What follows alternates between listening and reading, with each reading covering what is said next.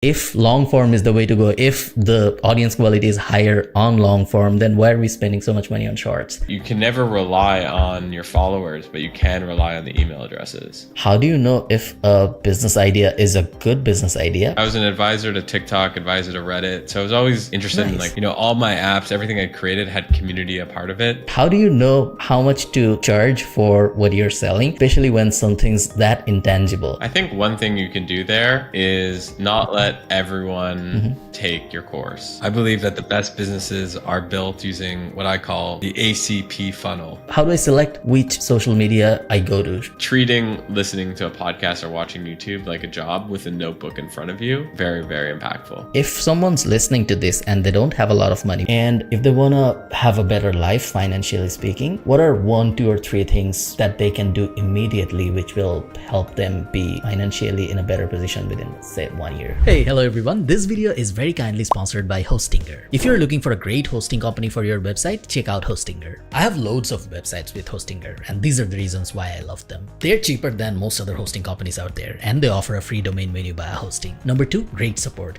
I don't think these days I can work with a company that doesn't offer 24/7 support.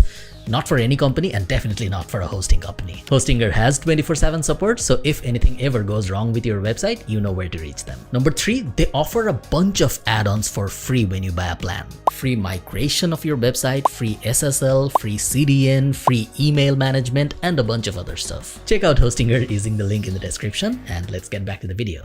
How's the YouTube thing going for you? How's YouTube going for me? Yeah, I was actually listening to your I can't remember the name of the guest. There was this podcast where the guest was talking about hardware, like he's talking about the processing. So I was listening to that earlier today. It was fun. So, I mean, I'm curious your thoughts, but I'm completely switching up my YouTube strategy. So from what to what? I probably spent $75,000 on short form video and short YouTube, like less than 5-minute clips. The thinking was I have a podcast, long form, cut it up in smaller clips, do a little direct to camera stuff, maybe some like less than 5-minute, more tactical guides. And honestly, it didn't, first of all, it didn't really like take off. Everyone started doing these clips. So if you're going to do short form, I think you need to be, you know, you have to stand out. And the second piece is it just didn't feel right to me, honestly. Like it didn't feel like, I'm not a short form guy. I'm like a long form guy. So I've been doubling down over the last month or something on these like long form conversations more than, you know, and when I say long form, I mean more than 20 minutes. And so how's YouTube going? Like really good on the long form. I'm loving it. And I think that what people really want is less edited stuff, more just like authentic, longer conversations where they can listen to something or watch something and be like, wow, I listened to this and I have these 2 to 3 really big takeaways that aren't just like scripted, that like, I know that this person went through this experience and actually like, you know, communicated it. So overall, I'm having fun. I'm having fun now. I wasn't, now I'm having fun. Good for you. Do you ever feel like when you have a lot of followers, let's say on Twitter or on LinkedIn, and then you're starting from scratch on YouTube, does it ever feel like nothing's happening? Yes, it sucks. I'll put it another way. It sucks. You know, when you are used to, you know, on Twitter, like I tweet and most of my tweets have thousands of likes. So I'm used to the dopamine rush of that. So starting on a new platform, you know, my YouTube has 12,000 subscribers and it's been like, I've had to go out and convince every, you know, like, you know, my cousin to subscribe, you know what I mean? Like it's been so difficult to get people to subscribe. But that's really the reality of starting on any new social platform is you really need it's a very humbling experience. So I've come to terms with it. But it's definitely not fun. It might be too early to ask this, but do you see any difference in terms of the quality of audience on Twitter versus on YouTube versus on, let's say, another social media? The people that are subscribing to my YouTube right now are really dope, like really interesting. Nice. Like there's this perception that YouTube is lower quality versus, let's say, Twitter, like tech Twitter, for example, which is where I play in. Silicon Valley people, people who, are Wall Street. People think that, oh, YouTube is just for, it's for kids. And the reality is everyone's on YouTube. And it's so big, and because my audience is so small on YouTube right now, I see the comments and I see how like thoughtful and interesting, and I see who subscribes, because on YouTube Studio you can see who's subscribing, and I'm like, oh my god, that person subscribed, like that's really cool. So I would say the audiences are high quality. Nice. It's the exact same thing, but with Facebook and YouTube in Bangladesh, where I'm from. Most of my videos were actually in Bangla, which is the native language for Bangladesh, up until like 3 videos ago. And I recently moved everything to English. Everyone in Bangladesh understands English, so you will still get a lot of subscribers. And I'll actually tell people now, please subscribe to Greg's channel. I'll link that down below in the description and in the comment. I know you wanted that on our first chat. So yeah, please go ahead and subscribe to Greg's channel. But yeah, it's the same thing. People think the audience on Facebook is shit and the audience on YouTube is great in Bangladesh. Because on Facebook and Facebook is super big in Bangladesh, in India, in South Asia, in that part of the world. Everyone's on Facebook Watch. They're consuming like hundreds of hours of Facebook a day. And the general perception, and I've seen it on my content as well, the quality of the comments, let's say, or the quality of audience that you get on Facebook is very low compared to the quality of audience you get on YouTube. I don't know why that happens. It's the same people. Right. Yeah, it's interesting. I think there's something interesting, I guess, with video, and you do longer form stuff as well. Like you build, if someone listens to you for hours, let's say on YouTube, like you build so much affinity with people, and those are the people that are generally the most vocal. Like they're the ones that are commenting and sharing and stuff like that. So I think YouTube and podcasting are extremely high quality, just like general podcasting. I don't know how it is in Bangladesh. Like, do people listen to a lot of podcasts? They're slowly starting. Internet revolution happened like only 3, 4, or 5 years ago in Bangladesh. Internet penetration is now slowly getting into a position where people, like, I remember when I was in school, we didn't have proper internet. When I was in school in 2010, 2011, 2012, internet was a luxury. It still is for a lot of people in Bangladesh, but at that time, it was really a big deal. Not everyone had internet. You couldn't even have internet even if you had money, because we didn't have enough service providers offering internet. So things have changed. A lot of people are now consuming internet, and a few podcasts I'd say are doing very well. They're still very early days. But if that's true, Craig, if long form is the way to go, if the audience quality is higher on long form, then why are we spending so much money on shorts? Because I think if you could do shorts and crush it, and if you do shorts differently than everyone else, and if you want to do shorts, like you can't just, like, clips just don't work anymore. Like that Alex Hermosi style of, you know what I'm talking about, which is like big yellow chunky, font, and like the cha-ching and like all the sound effects and making it feel like a game, like that worked. And I think the reason why short form was so interesting to a lot of people is you can take, for the first time ever, you can take this media format and post it to Facebook, post it to Instagram, post it to YouTube, post it to TikTok. So you're able to create one piece of content and share it to multiple platforms. So I think that if you're a content creator, and I still think that short form is probably the first place I would think of going for that reason. That being said, if you're going to do short form, it can't be that. It can't just be how everyone else is doing it. And I'll add to that, the caveat to what I'm saying is you need to be enjoying short form in order for you to be producing short form.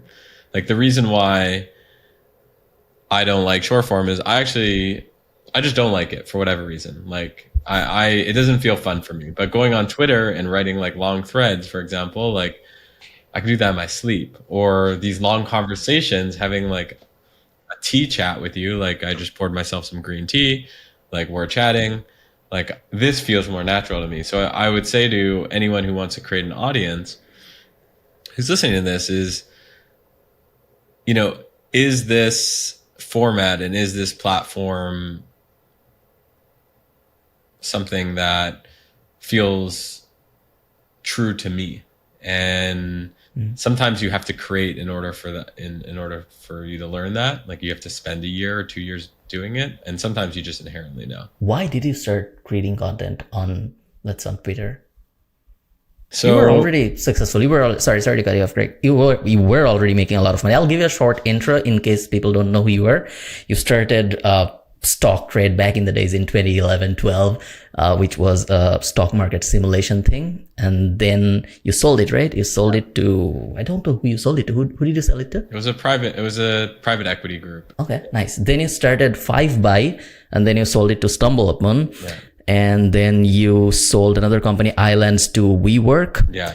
And then you worked for Reddit and TikTok for a while. I was an advisor to TikTok, advisor to Reddit. So I was always interested in like consumer social apps that, all my apps, everything I created had community a part of it. So that had been my thing, or is my thing. And then you started Late Checkout, yes. which is your main thing now, right? Yes, that's my main and only thing.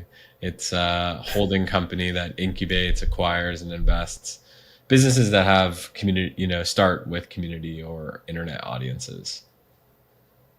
Okay, so yeah, let's get back to that original question. Why did you start creating content? What's the point? Originally, I was a teenager living in Montreal, Canada, and maybe this will resonate with your audience, but I think it might, because I really felt like I was disconnected from the rest of the world.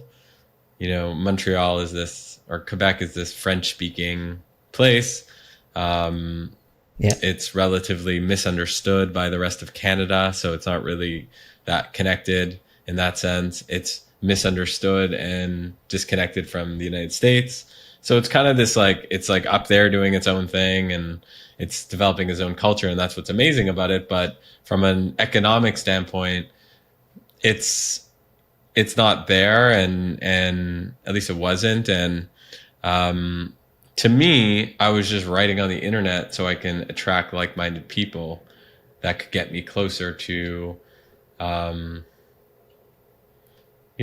these people I looked up to, which were like my heroes, which were essentially geeks who built big companies, at the time. So I was I read books, and I'm 35 now, so this is a long time ago, but I was reading books and watching TV, and there was no YouTube or anything like that. But, I would see these people who built, in Silicon Valley or in New York, these companies, and I just felt so disconnected from them. It just felt like a pipe dream.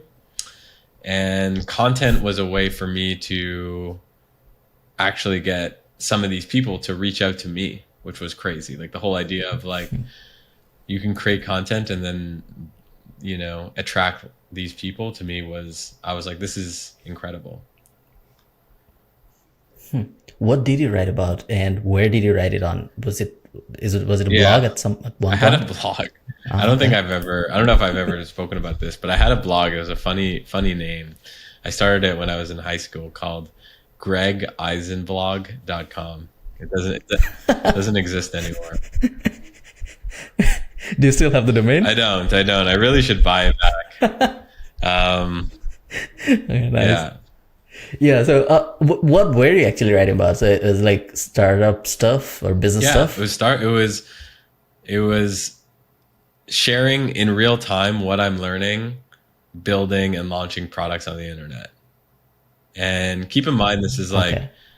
I'm like, I don't know, 16, 17, 18, Yeah. 15, very young. And at the time, the internet, it was like weird for me to be doing this, basically, is what I'm trying to say. Whereas now it's more like understood, just around like there's just whole ecosystems that exist.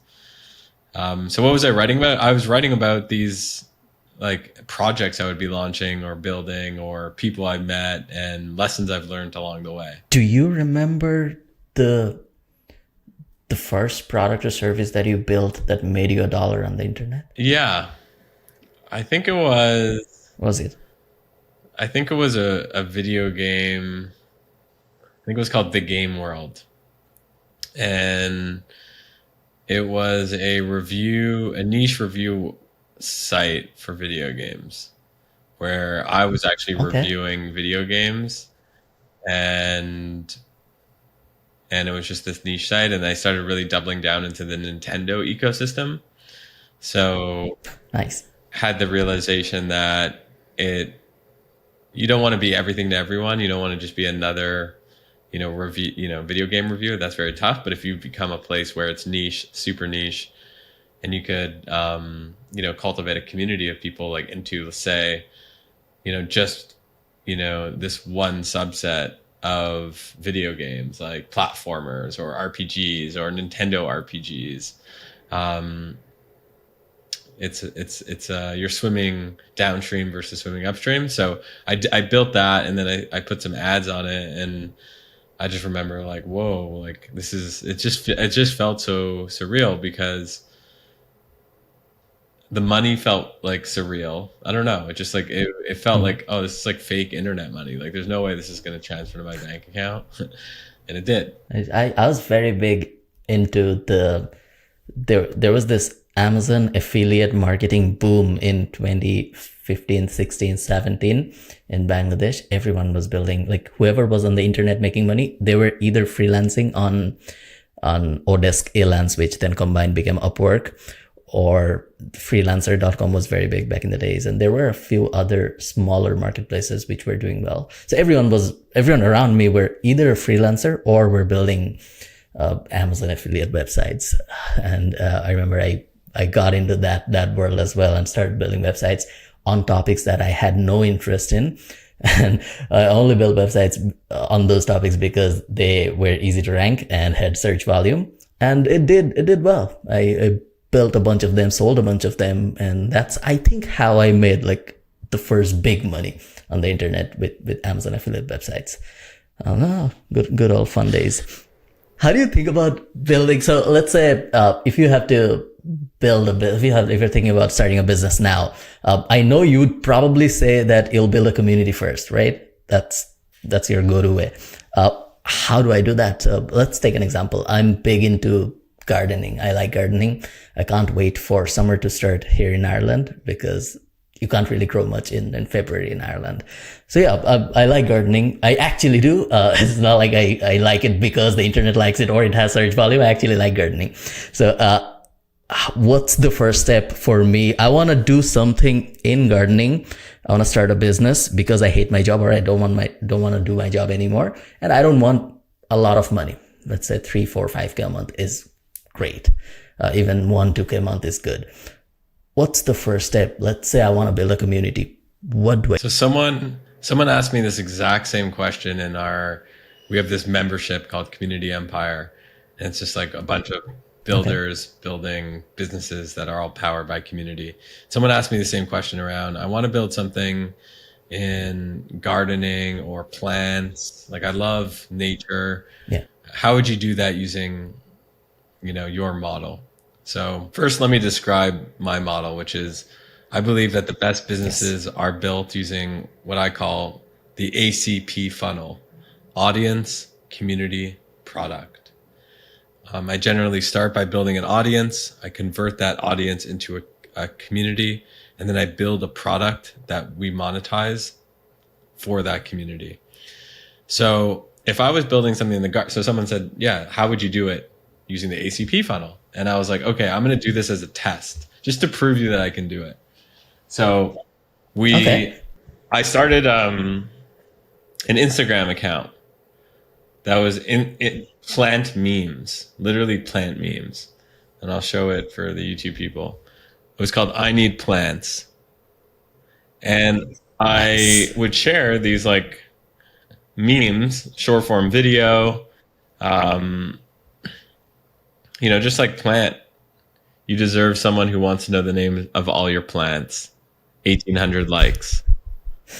So I didn't create one single piece of content. I would actually reach out to people, ask for permission to use their content, post it on Instagram. The account started blowing up. So now all of a sudden I have 84,000 people who follow it that joined within 90 days, something like that, which is insane, which is crazy.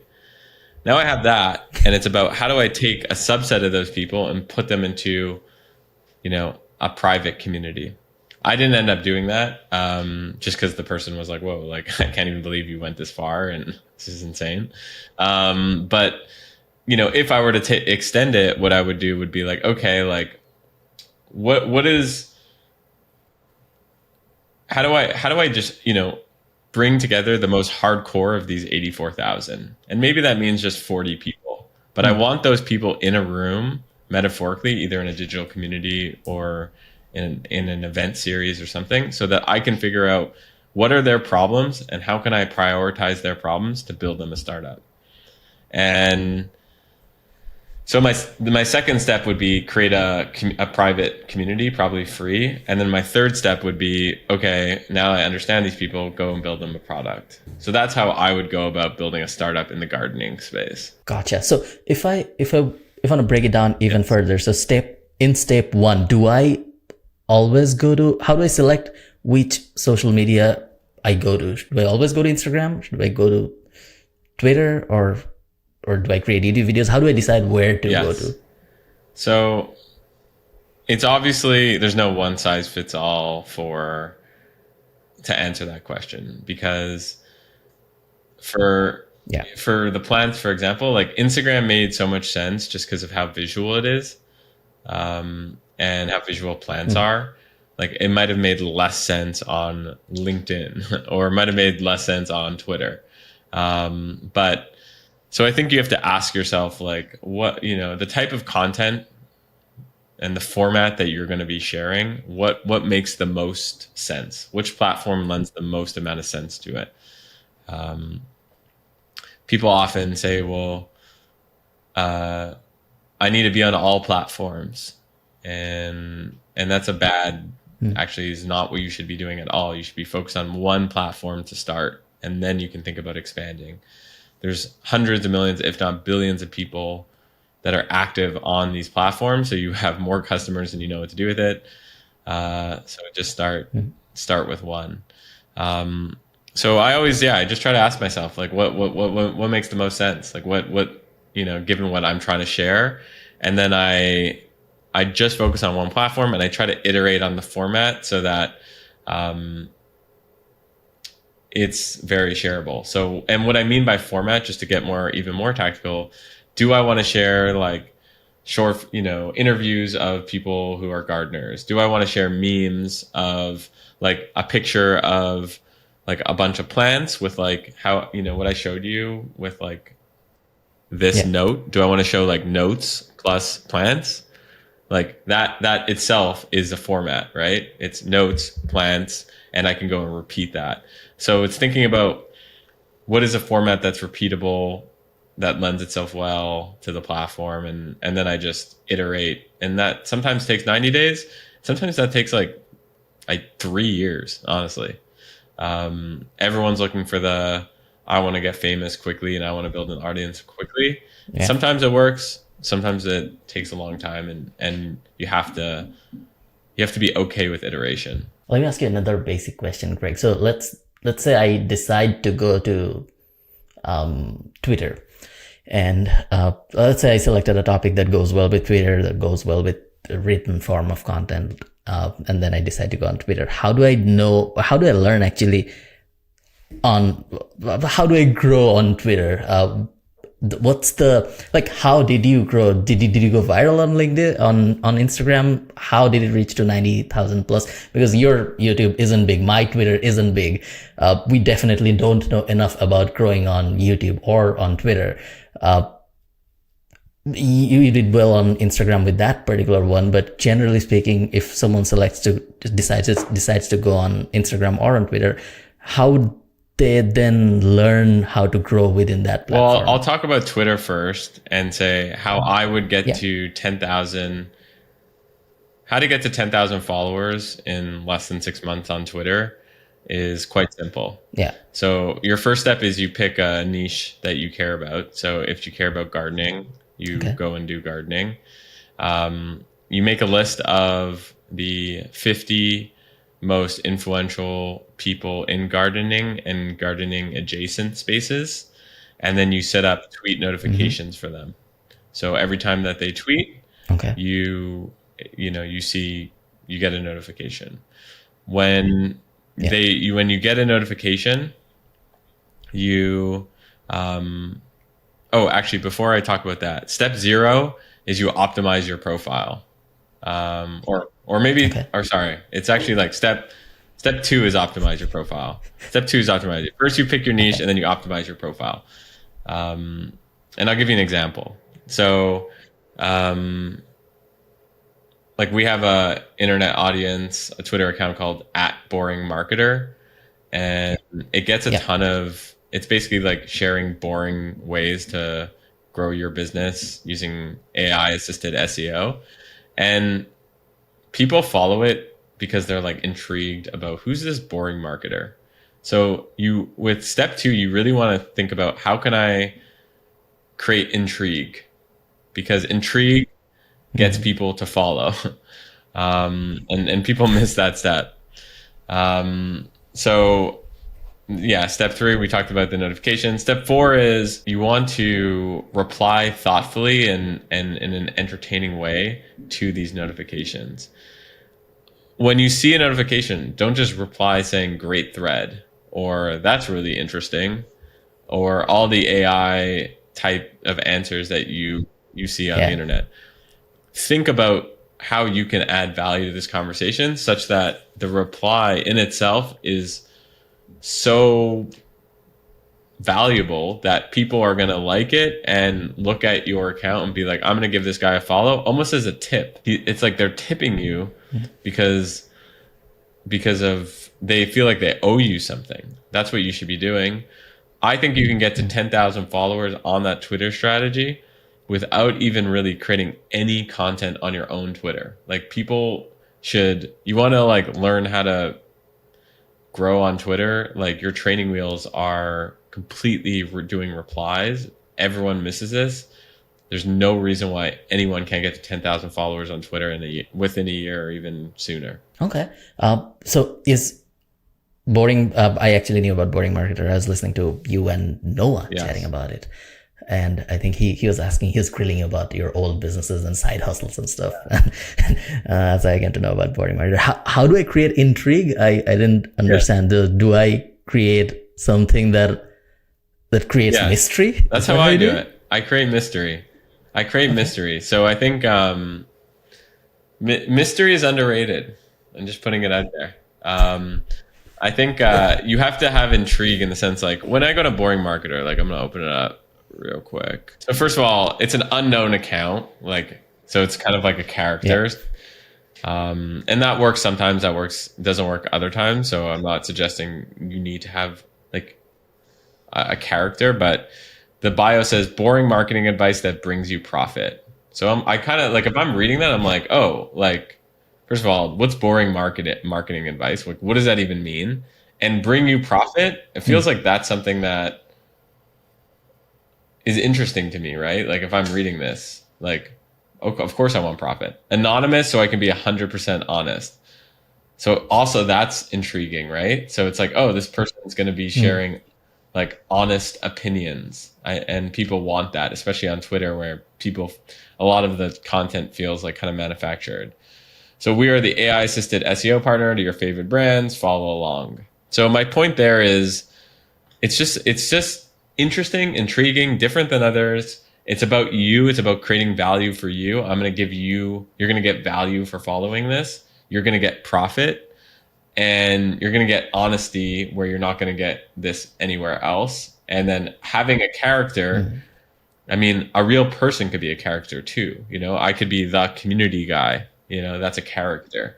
But thinking about who is your character, I think is very, very helpful. Nice. And on the third step, once I have the community, what's the right amount of people? It might be a stupid question. What's the right amount of people or impression, or like when do I know that it's time for me to go to the next step, which is getting a bunch of them to a free community? Yeah, I think I wouldn't think about creating a free community unless you have at least 10,000 followers. Because, you know, I think the cool part about the building your internet audience and building that muscle is it's going to allow you to, like, you'll know what are the types of memes and content that's going to resonate and get shared within that community. And once you've done that, then your next goal becomes, you don't want to be platform dependent. So you don't want Twitter or Instagram or YouTube to change their algorithm, and then all of a sudden you can't reach your 10,000 people. So what's one of the reasons why a free community is really interesting is, you know, you could say, join this community. You're gonna, you know, get, let's say with boring marketing, it's like you're gonna get, you know, to meet other boring marketing people. You're gonna get one free tip on this. You're gonna get an SEO course. You're gonna get blah blah blah. It's free, but all you need to do is give me your email address to get access. So all of a sudden you convert a percentage of those of your following. Let's say it's 10,000. Let's say you get 500 or 1,000. So you get 1,000. You get 10% of your people to give the email address, and that's your bank account, right? You can never rely on your followers, but you can rely on the email addresses. Okay. Yeah, no, that makes sense. And let's say, so I do that. I get a bunch of people in my free community. Do you have any preference on where do I build that community? Yeah. Or it doesn't really matter? Email is fine. I think, you know, again, no one size fits all for, you know, community. I think like sometimes it just means like a WhatsApp group, and, you know, and that works, and it's the path of least resistance. Sometimes Facebook group makes sense. I like this new platform called School. I don't know if you've ever heard of it. And so we host most of our communities. I'd say like 90% of them on School. And there's a bunch of reasons, you know, I'm happy to share, but like there's a bunch of reasons I like it. Yeah. I know why you wouldn't go to Facebook groups, because then you have the same platform dependency, right? Facebook groups can cut you off at any time. Actually, they do, I think, quite frequently. So Facebook groups are definitely not the answer. Why do you like School, other than Hormozy being a part of it? Yeah, I mean, we've been on School for a year and a half. We've been using it. I like it because, number one, you can gamify the experience. So you can basically say like I can show you if you want. Can I screen share on this? Yeah, sure. I am part of a few School communities, but I'm never super active in any of those. It feels like a mix of Reddit and Meetup. I don't. Maybe it'll take some time for me to get into School, or maybe I didn't find the right community yet. I still see it from time to time. I get the email notifications and then I go to and see a bunch of posts, but it's the same way I use Reddit, not religiously. It's the same. Where am I going? School. It's it's like any community. Like, it has to be a good community. You know what I mean? Like, or else you're not going to go back. Yeah. So this is a private community our team runs called Community Empire. Mm-hmm. So that's what I was mentioning. It's like this membership for people who want to build businesses based on the ACP funnel. And I want to share one thing. First is the metrics. Okay. So I've never shown this anywhere, but we have 300 people in our Nice. 309 people in our group. 205 were active in the last week.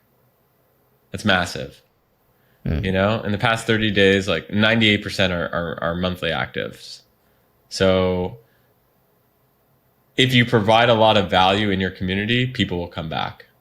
I think that's really interesting. The other reason I like it is you have these leaderboards. So like here we have this classroom, and we have different like essentially these are courses really, or trainings on how to do and on building, you know, your business empire basically. And there's like guest lectures, but like launching on Reddit, for example, like we have this whole, you know, course here. The only way you can get access to it is if you reach level 2. And the only way you get access to level 2 is if you post on the community and you get points. Because when you post and you get likes, you get more points. And then that incentivizes people to be more active. Because then it's like, oh yeah, I want to get access to the guest lectures. And you can see only 18% of members have gotten here, but that's why the community is so active, you know, is because of the gamification. So I love that. I love that also you can just like create a post and you can create like actions. So describe the action you want members to complete. Introduce yourself, share a picture of your workspace, and then you can send an email to all your members with this in there. So it's very tied into email. So those are the reasons I like it. I mean, is it the most beautiful platform? Absolutely not. And I'm a like designer, so I could look at it and I'm like, wow, I think it could be more beautiful, but it's the most practical. It's very practical. Makes sense. Nice. So it's a paid community. If it's a paid community, Greg, then do I even need to go to step 4 or 5 where I'm building a product or service for the community, or you can stop there? If it's a paid community, like on School, you can like accept payments, and you can just say like, in order to I don't know, get access to this, it's gonna be $10 a month. You know, with that community, we charge $99 a month. Have 300 members, so it's making $30,000 a month. It's crazy. But I will say, we buy it, at least as of now, we buy a school subscription for everyone who joins. So that's another thing that you can do. If you're thinking about creating a paid membership, think about, is there any software that you could bundle into your paid membership so that the price becomes a no-brainer? So, for example, if you wanted to start your own school, it would cost you $99 a month. So we did a deal with School to buy it. And now, like, obviously you would join my group because it's $99 a month and you get all this extra stuff with it. It becomes a no-brainer. So that's how people should be thinking about building your own paid community, is thinking about, how can I structure it to be like a no-brainer offer, include things like software, and then someone might be listening to this and be like, well, easy for you. You probably just reached out to the founder of School and he was like, sure, you know. But you'd be surprised, like DMing people who have software products, who have high margin businesses, they're totally cool with being like, yeah, like, you know, let's share in the revenue or do some other deal like that. There's tons of opportunity there. Cool. And if we just keep going down towards if we just move to the next step, if I have to, or if I want to create a product or service based on my community, so I want to create a product or service that serves the community, how do I find the idea for that one? Do I ask? Do I listen? Do I just come up with, I'm also interested in the same topic as theirs, so do I just look at my own problems of life? How do I find one? So I like going to Reddit and checking subreddits and basically looking at and observing to see like, what are the problems that this group of people have, and just writing notes. So I do that quite a bit. There's some tools that actually could accelerate that for you. There's a tool called gummisearch.com, which basically goes through Reddit. Yeah. And you could like, and there's like you can basically just take a subreddit and it's like, give me all the problems in the subreddit, and it'll use AI to surface those. So you can either do it manually or use a tool like that. I like doing both, and those will just spark ideas. Those will spark ideas because people are going to be like, you know, with the gardening example, let's say it's like, oh, I'm having trouble, like, you know, buying cactuses in Orlando. And it's like, oh, maybe there's an opportunity to sell cactuses in Orlando, you know? So it'll spark ideas. So let's say you find so it's a two-part question. First, how do you know if a business idea is a good business idea? And second, if you know it's a good business idea, do you still build the community first, or do you just jump in with the business and then start paid marketing? I never, ever, and I've built a lot of businesses, just built a business and then been like, yeah, and then I'll just do paid marketing and see what happens. To me, that's a very high risk way of building a business. You know, I think that some people might be listening to this and be like, well, it's going to take me so long to build an audience. Then I have to build a community, and then I have to build a product. Yeah, well, the product that you're going to be building by the end of that flow is going to be so much more dialed in and so much have a higher likelihood of actually working, because you'll have built in the reps to really understand who these people are and what are their pain points and how can I build something for them. You're going to have a line of customers out the door versus actually paying to interrupt people on platforms like Instagram and Facebook and just putting ads in their faces. They're going to want to buy from you instead of you pushing to buy.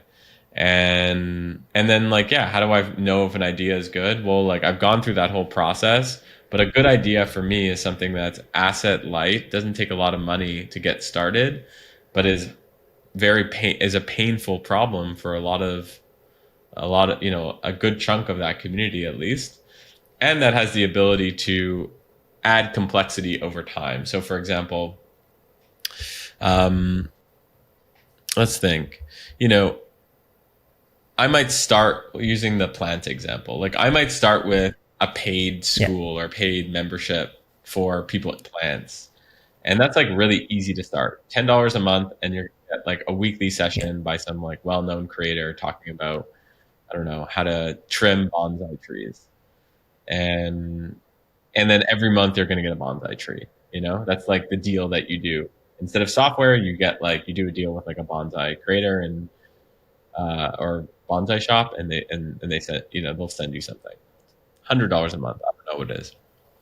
Anyways, that doesn't have a lot of moat and defensibility. You know, you're not, but like, you can build a great business there. You're looking for things that look like that are easy to start, that you can then layer on, like, oh, maybe one day you become a plant shop, internet, like the Amazon of plants. Like, there's a way that, you know, Amazon's is the best example of that, right? It started off as like a little bookstore on the internet, and then they ended up selling everything, and now they're selling servers, and now they're selling like AI in your house, right? So those are the best businesses, asset light, but that could actually eventually that have unlimited upside.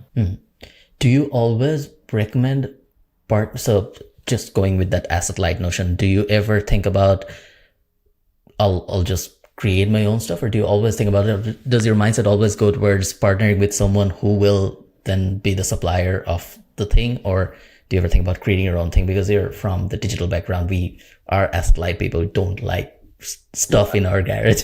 So what's the thinking process like? I think ultimately I care about value given to customer and value given to community. So I'm just trying to jam as much value as possible into the offering, such that the word of mouth of the offering is so great.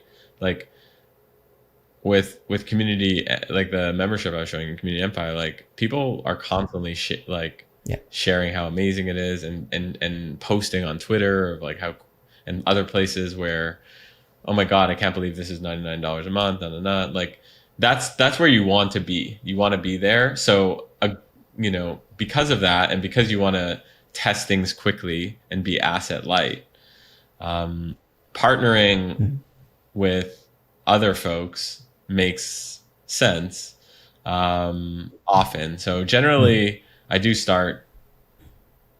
It isn't uncommon that we'll partner in some capacity, but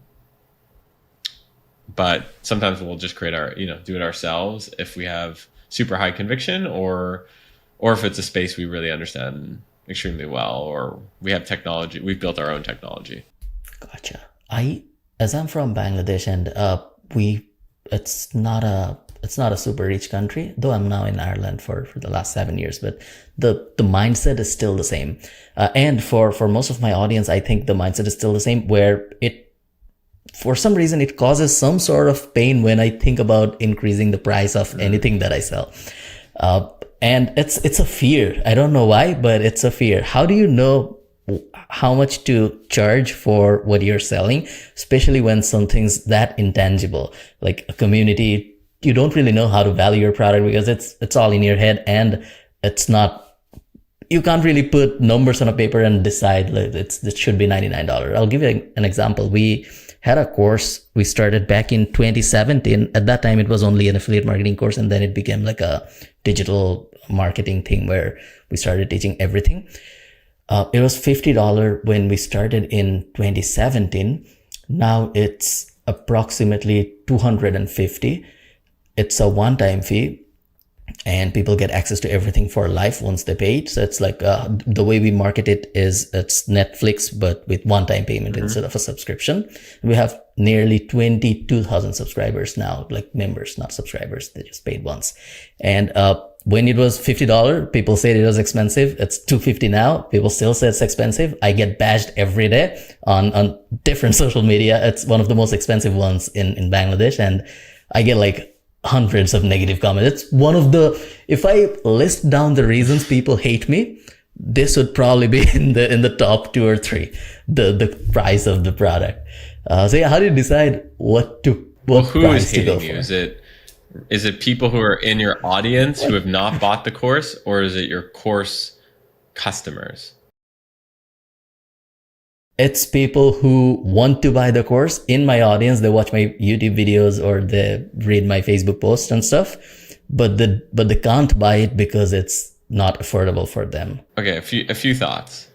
One is, forget about the price and think about the value. It's all about the value.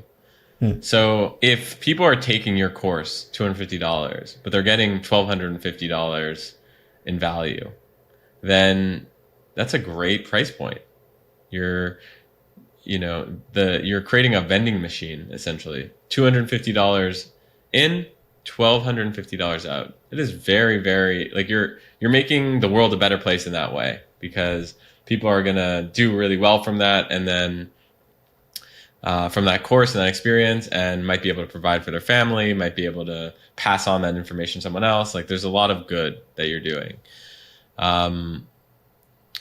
When I look at, so I think one thing when you think about pricing is to think about how much value am I realistically giving to people, and listing out what you think that value is.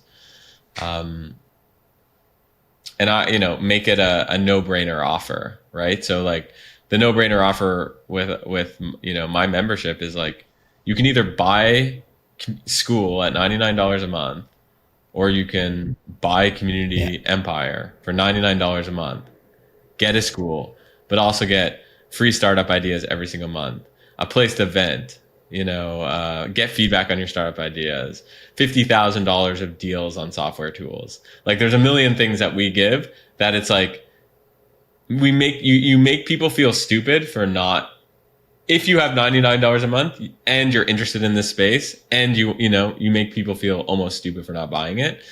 And the next piece is, you have to be okay with, there's going to be a bunch of people who want to take, buy your product, but can't afford it. And it sucks. That does suck. Like, and it's unfortunate, because a bunch of people would be able to buy your product. And I think that there should be more programs in place to basically do like scholarship type things and sponsoring of people to bring them into that ecosystem. Because I think if we create products where only like rich people basically get access to, that's unfair for everyone. So I think it is important as us as creators and us as business builders to not just create an environment that's only for rich people. But that being said, your primary motive 100% should be value. How much value am I taking in? How much dollars in? How much value am I coming out? That's the only way to think about it. And you should never feel bad about pricing based on that, in my opinion. The reason that I asked that to you is because what happened with, or it's a constant battle. There are a lot of people who did well, who are doing well after they join the course that we sell, but there are also a lot of people who don't. Let's say we have 22,000 people so far who have joined, who have paid me money to get access to everything since 2017. So it's been a while, 6-7 years. I would say 4,000-ish or about 4,000 would have done well.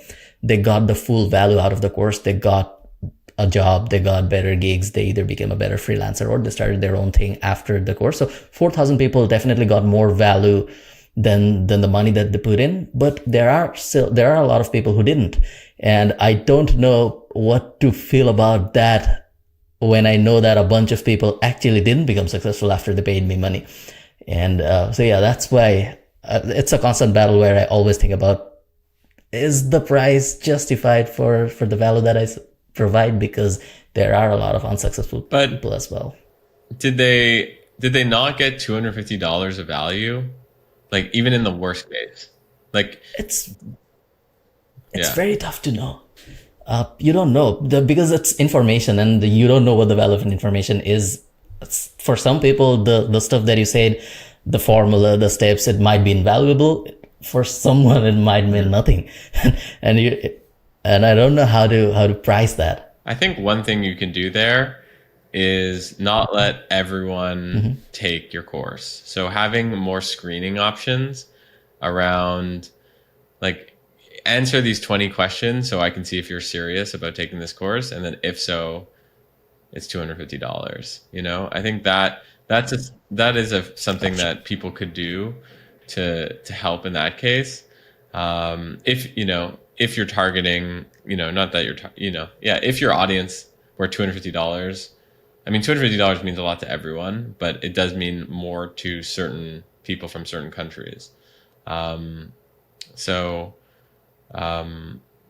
think that there's stuff that you can do as a business builder to create steps to make sure that everyone gets value. But I do believe that you could build digital products and you could build businesses powered by the internet that is 100% a win-win for everyone who takes your product. And that's how you have to structure these offers. I think it's a really important point that you bring up because a lot of people don't think about it that way. And so I'm happy you are bringing it up. Nice. Thanks. Let me summarize everything before I ask you for a personal suggestion. So step 1, I think about correct me wherever you think I'm wrong.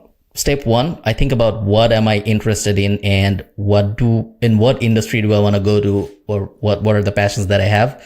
And then I select a thing that I want to create a business in. Then I go in, I actually, the next step would be to think about the social media platform that I should go on to create content around that specific thing. So depending on the thing, I either go on, so let's say gardening, for example, gardening is visual. So I go to Instagram if I'm going to play with still photos or maybe reels. If I want to create long form videos, I go on YouTube. If I want to write about gardening, I go on Twitter. I decide where to go to based on the topic that I selected. I create content. I create good content. I look at what other people are creating on that same topic. And then I try to be big on that social media, try to get to that 10,000 mark, if not more. And then I move them into a paid community or a free community on another platform to get their email address because I can't rely on the social media.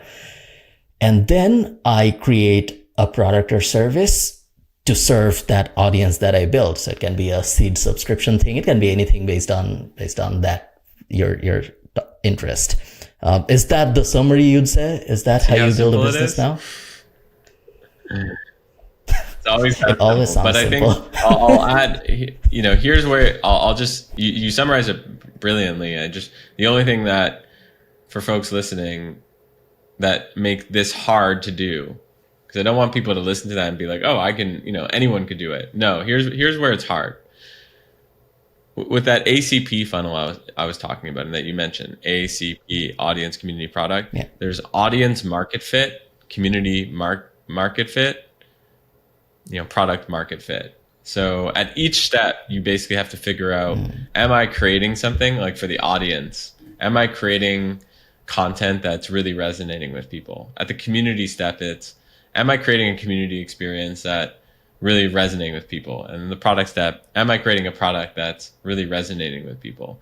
And at each step, it's quite difficult to iterate to get to that point.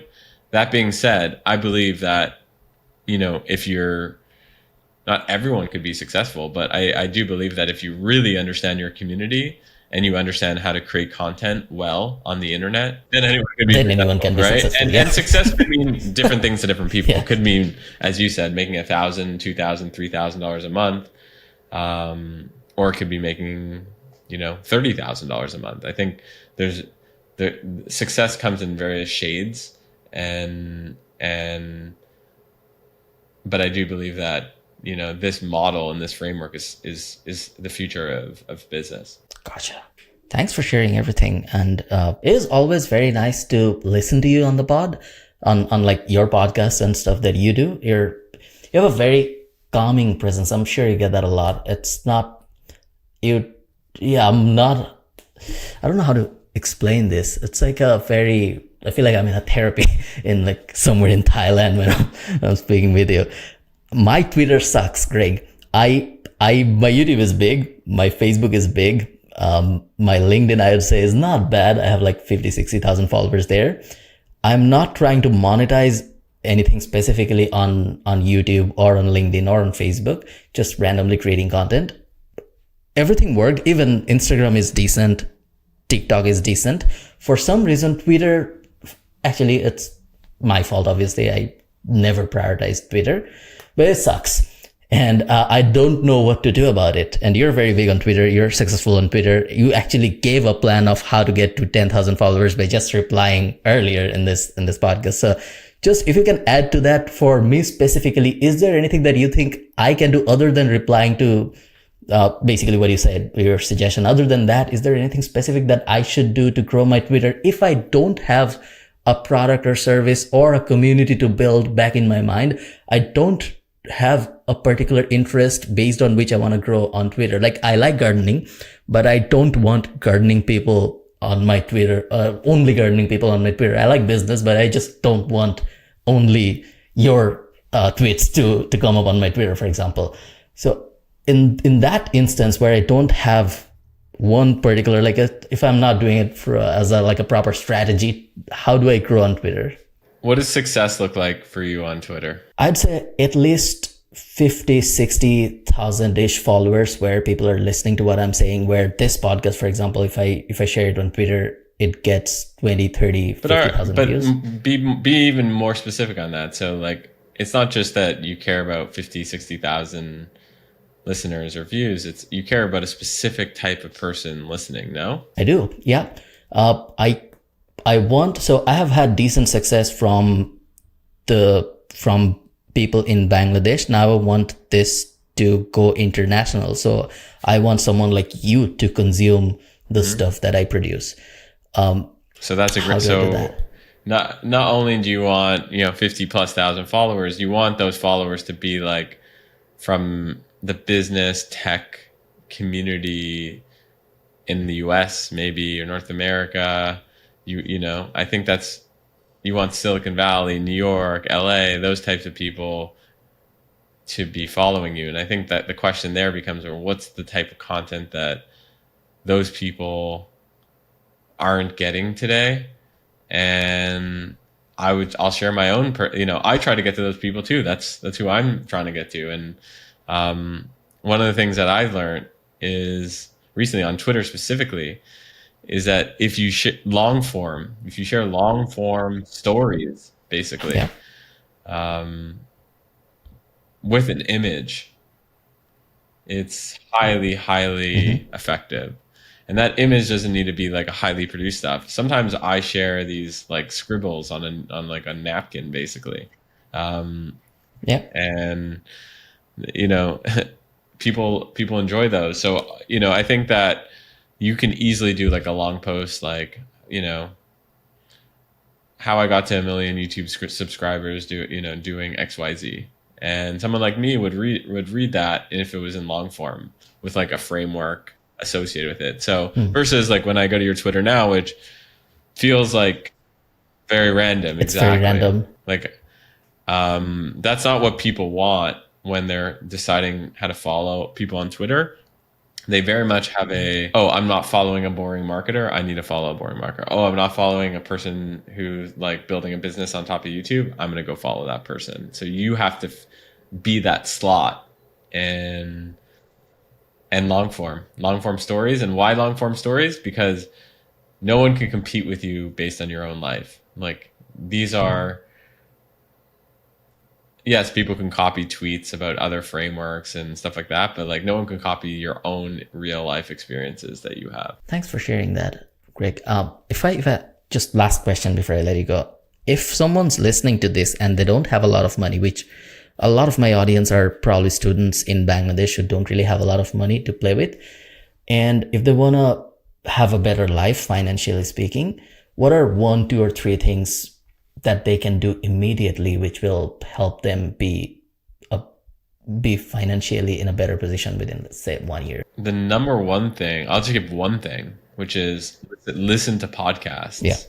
Like, there is nothing like listening, like so many of these conversations that were in closed doors basically are now, the Tim Ferriss podcast is a great one I like listening to. The My First Million podcast is a great one I like listening to. I have a podcast that people are interested, Where It Happens podcast that people like. These, I probably spend 1 to 2 hours a day listening to podcasts and just taking notes. And I think it's so interesting when you're in the ears of people, like when you're listening to someone on your ears, I guess, you almost feel like you get to know someone and you feel like you're in the room. And it'll get you to start thinking like them. And it'll make you feel less disconnected, to go back to what we were talking about in the beginning. Like I felt that way, like where I was very disconnected, as I was mentioning, growing up. And I had to fly into these, like I moved to the US and I had to like fly to I lived in San Francisco for 9 years and I had to like do all these things and uproot myself from my family and friends. You don't have to do that anymore. You can just live in Bangladesh and just listen to these people on podcasts and watch, YouTube and just take notes and actually go and do stuff and don't be just the listener, right? Be the doer too.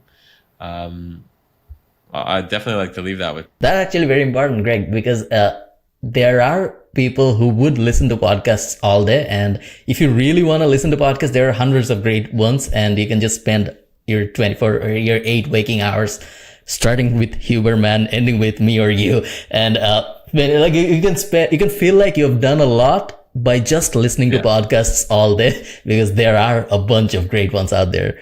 How do you take notes when you listen to podcasts, and what are you specifically looking for to take notes of when you're listening? Oh, I lost the question. What's the question? The podcast is a passive consumption thing for most people, so they're not always thinking about taking notes when they're listening to a podcast. How do you do that? And are you looking for anything specific to take notes of? There's an app called Sniped, SNIPD, and it allows you to like clip podcasts and highlight parts of podcasts and take notes.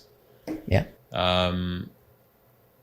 So I would suggest downloading an app like that and being like conscious of like, I'm not just going to go for a walk and listen and just, this is going to be entertainment. It's like, no, I'm going to sit down at my desk. I'm going to listen.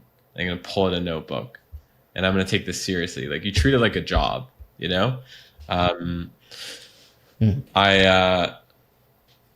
I remember a long time ago, I dropped out of school, but I when I was thinking about dropping out, I was learning to code. And I remember, I think I was speaking to my brother. My brother was like, yeah, you know, I was like telling him I'm thinking of dropping out or something. And he was like, if you're going to drop out or something and you're going to learn to code, treat it like a job, you know, like treat it like a job. 9 hours a day, like put it in your calendar, you know? And I never thought about that because at the time I was a student and I was like, yeah, like I'll just kind of like, I don't know, read at night or whatever. Anyways, the point is, long story short, is treating listening to a podcast or watching YouTube like a job with a notebook in front of you, very, very impactful. And using an app like Snipe. Cool.